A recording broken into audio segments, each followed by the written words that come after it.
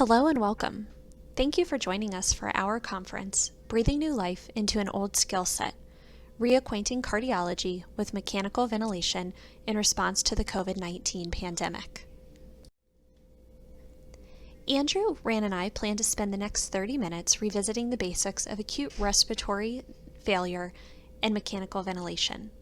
Our goal is to provide accurate and simple information to guide your clinical practice should you find yourself managing respiratory failure in the intensive care unit.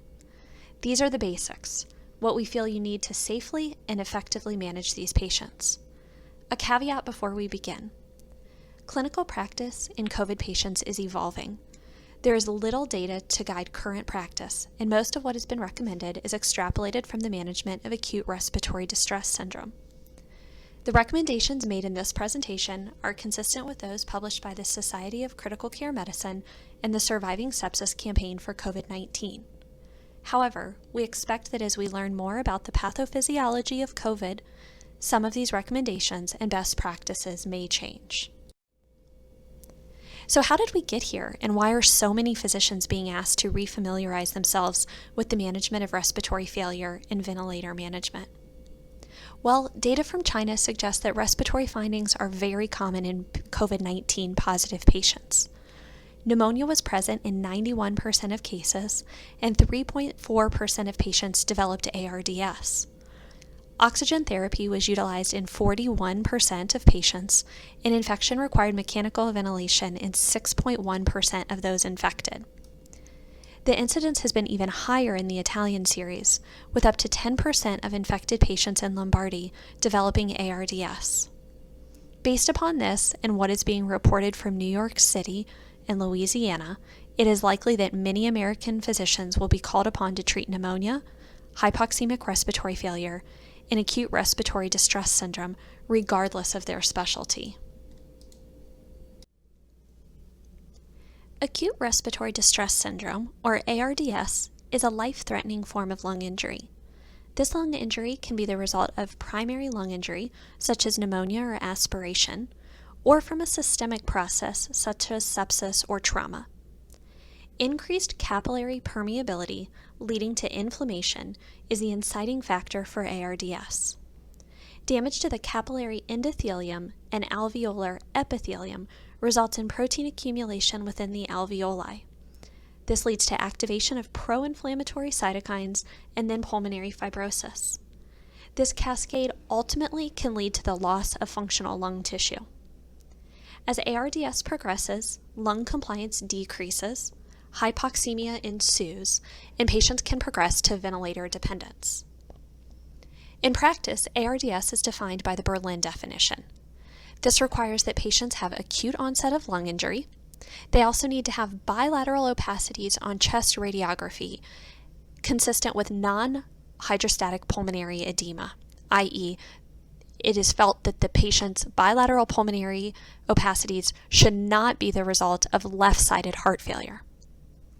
The Berlin definition of ARDS stratifies the severity of lung injury using a ratio of the partial pressure of oxygen in the blood, or the PaO2, to the fraction of inhaled oxygen, or FiO2.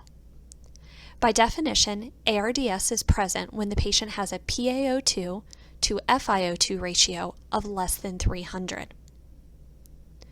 Mild ARDS is characterized by a PaO2 to FiO2 ratio of 200 to 300. Moderate ARDS, characterized by a PaO2 to FiO2 ratio of 100 to 200.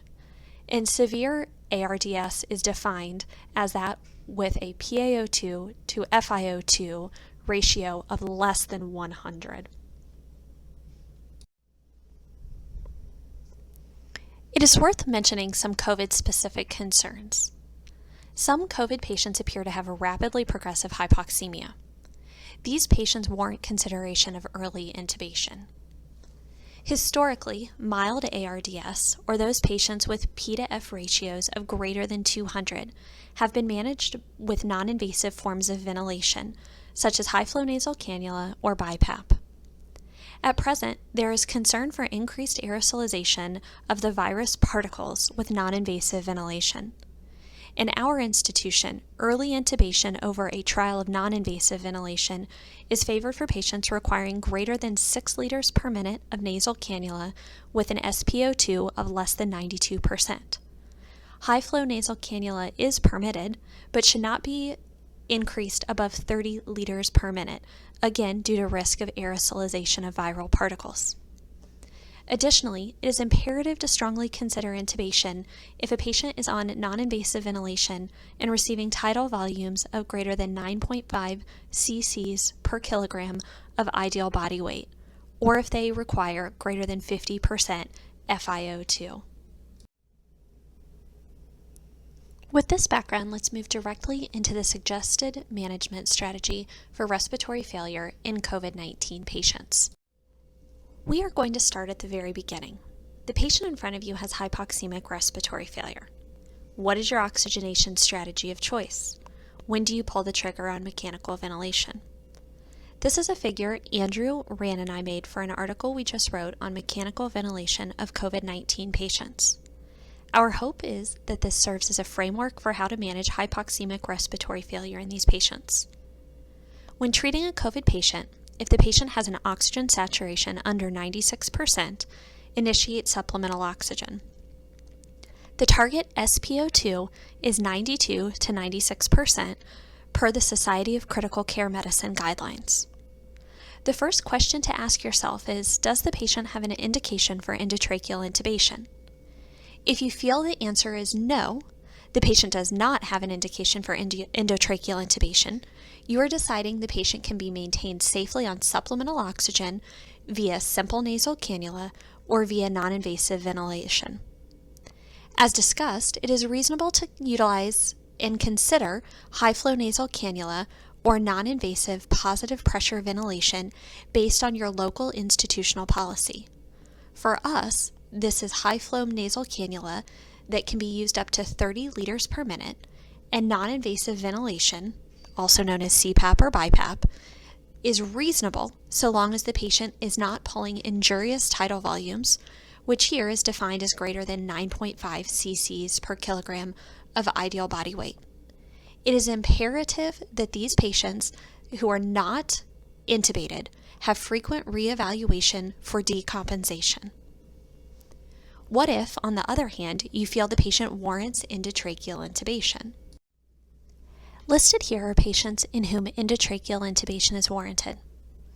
If the patient is on 6 liters per minute of nasal cannula with an SpO2 of less than 92%, this is a patient in whom you should consider intubation. If the patient is nearing more than 30 liters of high-flow nasal cannula, please intubate this patient. If the patient's tidal volumes are greater than 9.5 cc's per kilogram of ideal body weight, these are injurious tidal volumes and the patient should be intubated. Lastly, if the patient's respiratory status is rapidly worsening, these patients certainly have an indication for endotracheal intubation. Let's assume you, our bedside physician in the COVID unit, has decided your patient warrants endotracheal intubation. Here you can see the important points about endotracheal intubation in this patient population. Once the decision has been made to proceed with mechanical ventilation, the goal is to minimize exposure. Providers in the room should be limited and protected. Everyone should wear full airborne precautions, including an N95 or PAPR, eye protection, gown, and gloves. In this situation, the goal is to minimize bagging. We suggest pre-oxygenation with a non-rebreather. Intubation should be performed by the most experienced provider available and should utilize video laryngoscopy to increase first-pass success. Let's now move on to a discussion of basic modes of mechanical ventilation in initial ventilator settings for our COVID-19 patients. Andrew, it's all yours. Thank you, Anne. Next, we'll be talking about the initial ventilator settings to select after endotracheal intubation has been performed, as well as the reasoning behind these settings. Historically, mechanical ventilation was thought to be beneficial as a source of quote-unquote lung rest, which should allow the patient time to recover from whatever illness precipitated their intubation in the first place. Over time, however, the community became progressively more cognizant of the harm conferred by positive pressure ventilation. This is driven by numerous factors, including but not limited to injury from overdistension or volutrauma, direct injury from high pressure or barotrauma, and oxygen toxicity itself. The field reached a turning point in 2000 with the publication of the ARDS-NET trial, which randomized patients with ARDS to either lower tidal volumes with 6 cc's per kilogram of ideal body weight and a low plateau pressure of 30 centimeters of water or less, compared to a traditional treatment with tidal volumes of 12 cc's per kilo and plateaus of 50 centimeters of water or less. Significantly lower 180-day mortality was observed in the lower tidal volume group, leading to lower tidal volume ventilation becoming the standard of care for ventilation in almost any sort of acute respiratory failure, not exclusively ARDS. Although little specific data for ventilatory management of COVID-associated respiratory failure is available, we feel that it is reasonable to apply lung protective ventilation in these cases. Lung protective ventilation is specifically defined as ventilation characterized by a low tidal volume with 6 cc's per kilogram of ideal body weight, permissive hypercapnia, tolerating a pH as low as 7.25, relative hypoxemia with a PaO2 of around 62 to 80 millimeters of mercury or a pulse oximetry measurement of 92 to 96%, and a low plateau pressure of 30 centimeters of water or less. Next, we will talk briefly about ventilator modes. There are many ways of classifying ventilator modes and a lot of confusing terminology that varies from manufacturer to manufacturer. Although a nuanced understanding is not necessary for most providers, we'll talk about two of the most commonly used modes: assist control, or AC, and synchronized intermittent mandatory ventilation, or SIMV. In assist control, the machine will deliver a given amount of support, either a preset volume to be delivered or a preset inspiratory pressure to provide, with every breath, whether that breath is initiated by the ventilator or is triggered by the patient making their own inspiratory effort. Because the machine controls how every breath ends, or cycles, it is a form of continuous mandatory ventilation. Common shorthand for these modes include VC, or volume control, or PC, for pressure control. Now let's look at SIMV.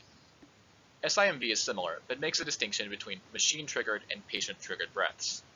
Although the operator still sets a volume to be delivered or an inspiratory pressure to provide, this level of support is only given to the machine-triggered breaths, while the patient-triggered breaths will receive a lesser degree of support or no support at all. Now let's take a look at how this looks in practice.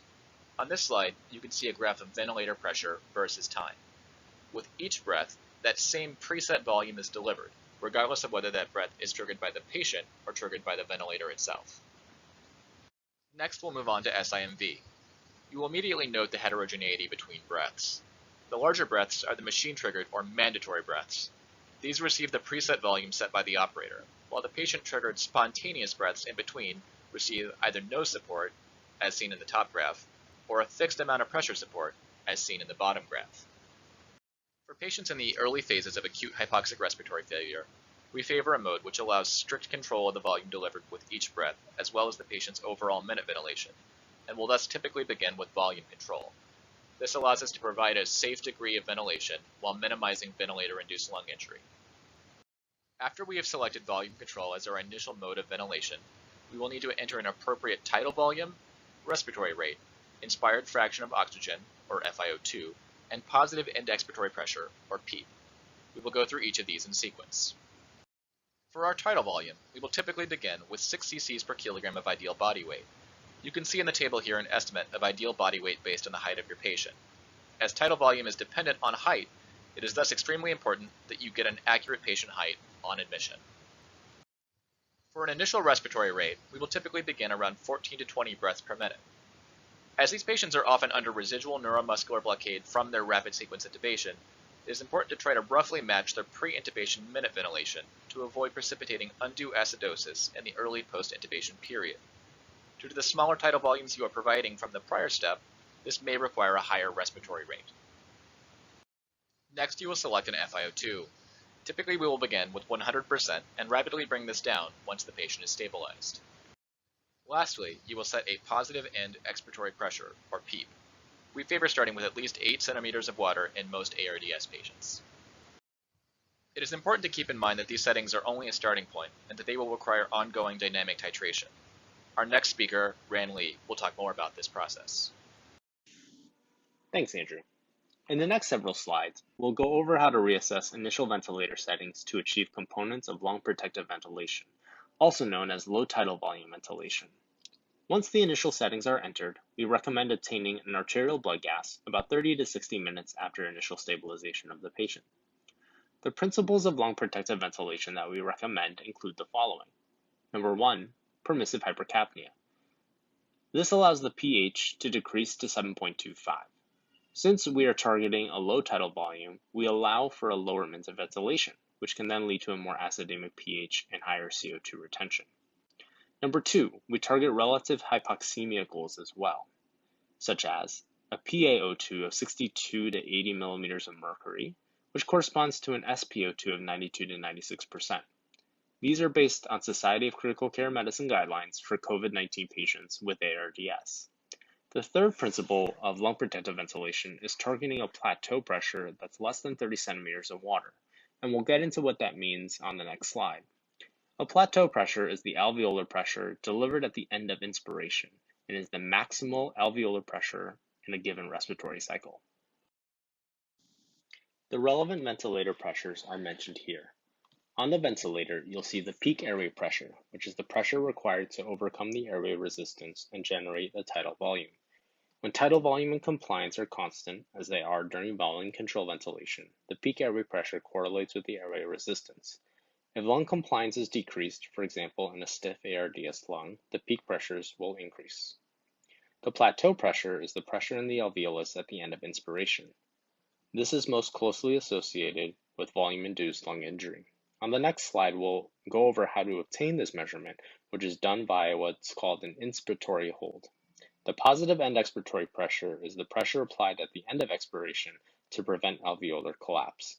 PEEP can decrease your RV preload, increase your RV afterload, decrease your LV preload, and decrease your LV afterload. Here's a relevant pressure versus time graph, which we'll go over. On the y-axis, you'll see pressure, and on the x-axis, you see time. From left to right, you'll see an inspiration, which leads to a peak inspiratory pressure necessary to generate a necessary tidal volume. If this is alarming high, this could mean that there's an obstruction, either in your tubing or in the lung itself. For example, this could be due to mucus plug, bronchospasm, aspiration, or a kink in the tubing. If the peak inspiratory pressure is low, there could be an air leak. If both the peak inspiratory pressure and the plateau pressure are high, then your compliance may be low, which can be seen in states such as ARDS, pulmonary embolism, or pneumothorax. The mean airway pressure is defined by the area under the curve over time. The PEEP is the pressure generated over the expiratory time to keep the alveolus open.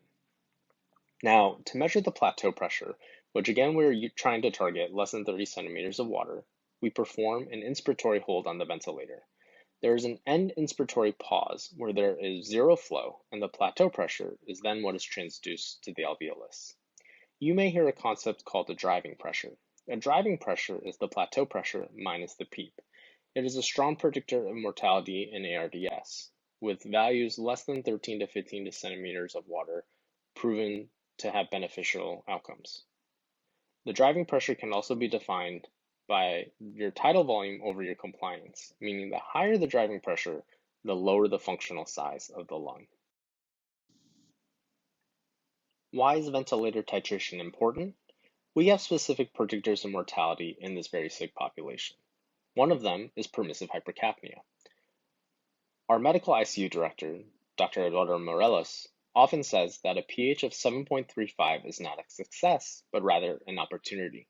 What he means is that it allows us to target true lung protective settings, a lower tidal volume, a lower minute ventilation, and thus lower pressures so that we can achieve better outcomes.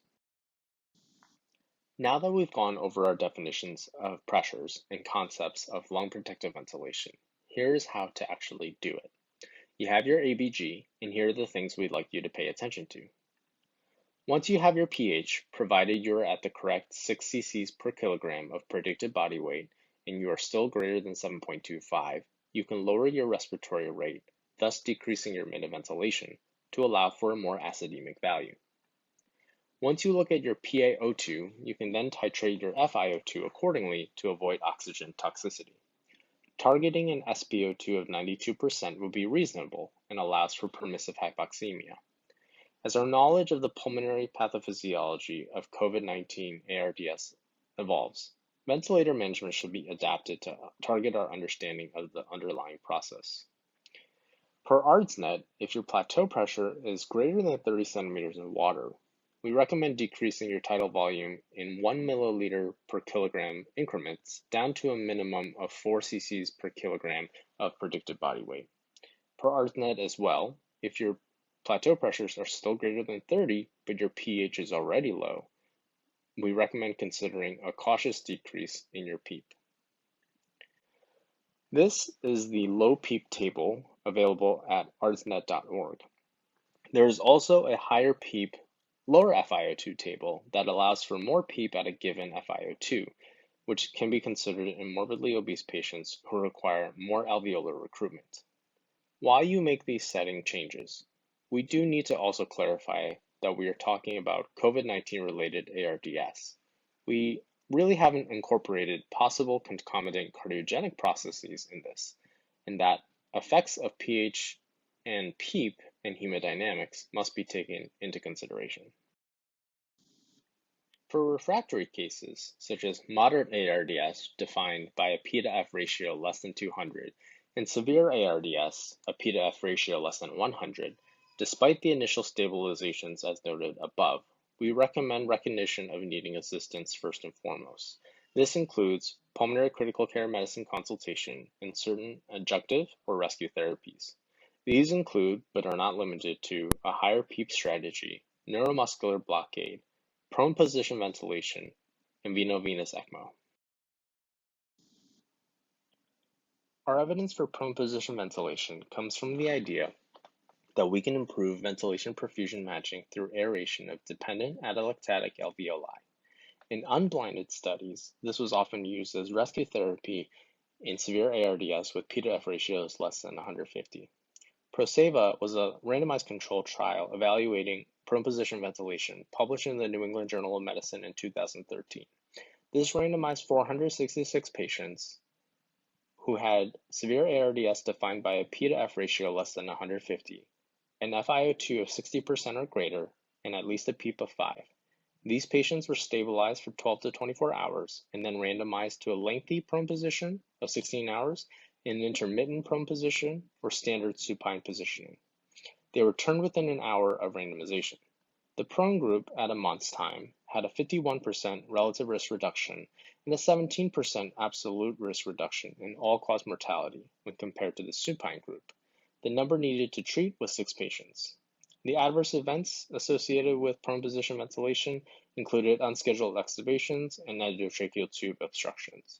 The absolute contraindications of prone position ventilation include spinal instability, abdominal compartment syndrome, and increased intracranial pressure. The relative contraindications include hemodynamic instability, thoracic surgery, abdominal surgery, and chronic respiratory failure. Prone position ventilation is very resource intensive, specifically nursing and respiratory therapists.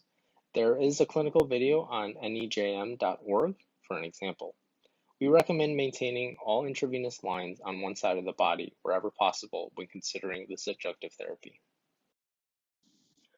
Neuromuscular blockade has received some controversy lately, but is still in our armamentarium. It is also in the Society of Critical Care Medicine guidelines for refractory hypoxemia, as well as to improve patient ventilator synchrony. As the name implies, this allows for complete paralysis of respiratory muscles so that patients are completely passive on the ventilator. How to do it is important. We recommend deep sedation and analgesia, targeting a RASS of -5. For monitoring, you can consider a bispectral monitor, which is a processed EEG monitor that measures the hypnotic effects of anesthetics and sedatives. This generates a number that represents an integrated measure of cerebral electrical activity. The goal is 40 to 60. For areas where BIS monitors are not available, we recommend train of 4 peripheral nerve stimulation, which can invoke a muscular response to measure the adequacy of neuromuscular blockade. We recommend titrating for a train of 4 of 2 out of 4, which is 2 twitches out of 4, which can correspond to an 80% block. The duration of neuromuscular blockade is typically 48 hours when utilized in clinical trials. Other adjunctive or rescue therapies in severe ARDS include pulmonary vasodilators, such as inhaled nitric oxide or IV epoprostenol, which may be considered as rescue therapies. There is no routine rule for steroids in ARDS. and is not recommended in cases of viral pneumonia or COVID-19. Extracorporeal membranous oxygenation for refractory hypoxemia remains a rescue option for younger patients without multi-organ failure. Next, we'll show a video demonstration of an initial ventilator setup on a Mackay servo ventilator. Afterwards, I'll turn the microphone back over to Anne to wrap us up. To turn on the machine, the button is on the back of the ventilator. This is the main ventilator screen. To change your mode from pressure to volume, top left corner, hit volume control, and use the main knob on the right to input your different settings. You can see tidal volume, respiratory rate, PEEP, and FiO2. Once these are done, hit the accept button. Afterwards, you'll see all of these inputs on the bottom of the screen.